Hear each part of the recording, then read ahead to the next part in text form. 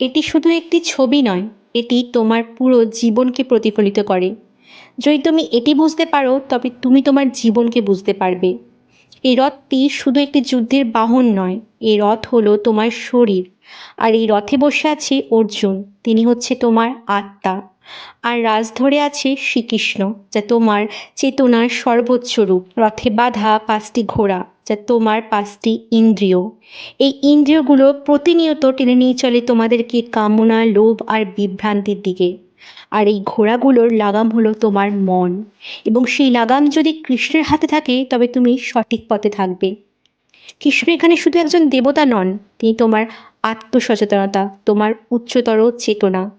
এই রথের যাত্রা হলো আত্মার, অর্জুনের কৃষ্ণকে জানার, বোঝার এবং তার সঙ্গে এক হয়ে যাওয়া যাত্রা। এই যাত্রা আত্মা ও চেতনার মিলনের এক নিঃশব্দ ধ্বনি। এই মিলন সম্ভব কেবল একটি পথে, তা হলো যোগ।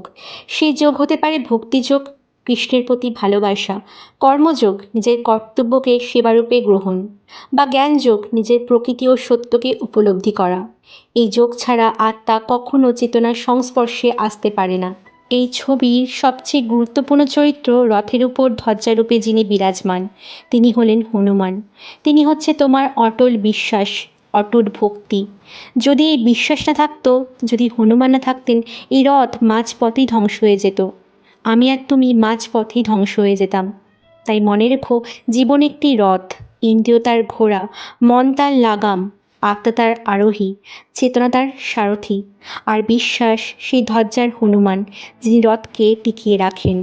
জীবন বোঝার এই গভীরতা যদি ভালো লেগে থাকে, তাহলে ভিডিওটি অবশ্যই শেয়ার করো, কমেন্টে জানিও তোমার অনুভব, আর আমার এই চ্যানেলটিকে সাবস্ক্রাইব করতে ভুলো না।